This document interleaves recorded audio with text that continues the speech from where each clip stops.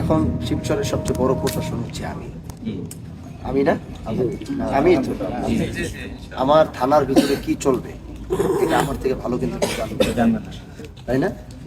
তো আমার থানায় যদি আমি নির্বাচিত হওয়ার পরে আমি যদি অনিয়মের জায়গায় ছেড়ে দিই, তাহলে আমি ইনসাফ প্রতিষ্ঠিত করবো কিভাবে?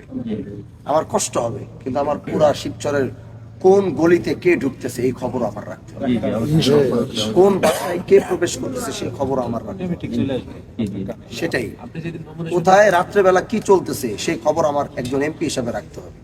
আমি তো নিয়ত করছি আমার সাথে যারা চলবে তাদেরকে আমি আমার কাছে 1 মাসের বেশি রাখবো না। আমার সাথে যারা চলে তারা কোথাও গিয়ে যদি খালি একবার আমার কাছে প্রমাণ সহ কমপ্লেন আসবে, সে এমন জায়গায় গিয়ে আমার ব্যবহার করছে কোনো অন্যায়, সাথে সাথে আইনা রিজাইন দিয়ে সাথে সাথে ওরা আমার থেকে দূরে সরাই দেবে, সে আমার সাথে থাকতে পারবে না। কারণ আমি নেতার সাথে যারা চলে এরা বেশি অন্যায়। এটা আপনি খেয়াল করছেন কিনা জানি না, প্রত্যেকটা রাজনৈতিক দলে দেখবেন, প্রত্যেকটা নেতার জায়গায় দেখবেন, নেতা জানে না তার অজান্তে দুনিয়ার অন্যায় হয়ে যেতেছে, তার অজান্তে 2 নাম্বারই মানুষের সাথে হ্যাডাম দেখায় কথা বলা, মানুষের কষ্ট দেয়া, বাজারে গিয়ে বুক ফুলায় কথা কয়ে গরিবরে ছোট করা, এই জিনিসগুলো নেতার অজান্তে হয়। কিন্তু এটা আমি হানজালা হইতে পারি না। এজন্য আমি নিয়ত করছি আমার সাথে 1 মাসের বেশি কন্টিনিউ ঘুরাবো, খালি একের সেক্টর থাকবে সেক্টরে দিয়ে দিব। আমার সাথে যারা চলবে এদেরকে খালি ঘুরাইতে, মানে বেশি দিন থাকলে বেশি দিন থাকলে আমি এমপি সাহেবের লগে থাকি, আমি এমপি সাহেবের লগে থাকি। ও মা, আমি কি পাওয়ার দেব? আমার থেকে 130 দেয় মোবাইলে, এ তো অর্থ পাও মনে করেন জমি নেই লাগবো না।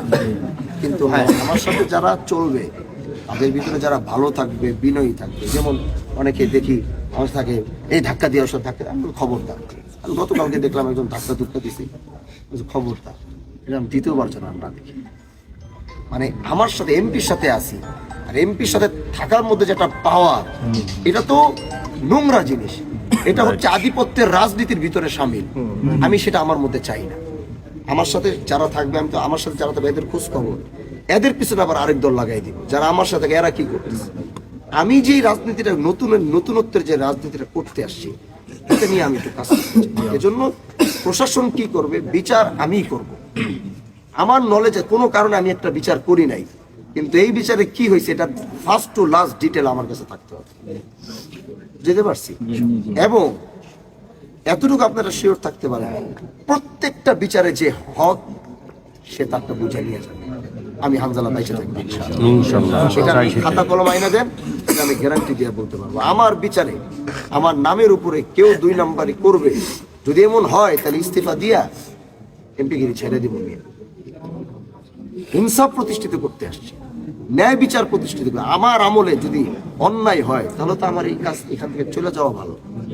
আমার আমলে এই সেক্টরগুলোতে কোনো ধরনের অন্যায় আমি হইতে বাজে থাকে আমি হইতে দিব না ইনশাআল্লাহ।